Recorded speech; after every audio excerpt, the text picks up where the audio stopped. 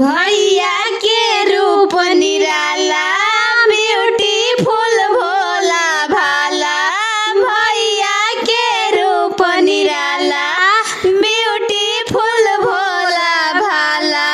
हमारा भैया के आगे सरवा तो लगस काला।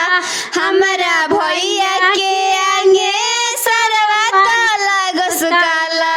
कीर्तनो बड़ाई भोले फेकिला।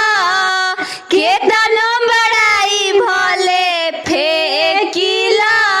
देखिला ए सारा देखिला होनी रेखिला। देखिला हो सारा देखिला होनी रेखिला। तय अपना बहिनी जोग जीजा जी के देखिला। तय अपना बहिनी जोग जीजा जी के देखिला। एसिया फ्रिज कूलर या गाना में दोना चढ़ाई हो। एक हलप काहे पिनिक जाला दुल्हन के भाई हो।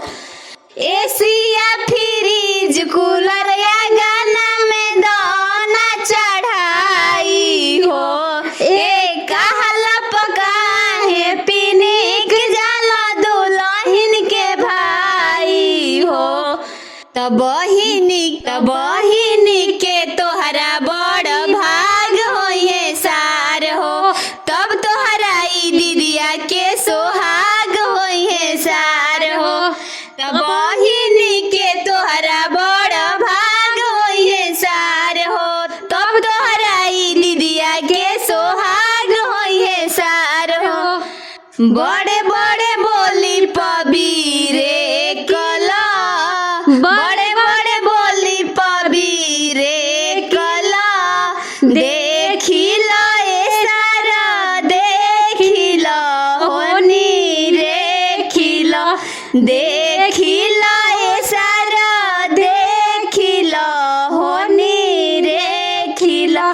तय अपना बहिनी जोग जीजा के देखिला। तय अपना बहिनी जोग जीजा जी के देखिला। भैया के रूप निराला ब्यूटीफुल भोला भाला।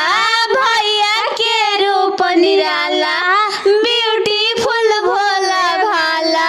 हमारा भैया के आगे सरवा तो लागस काला। हमारा भैया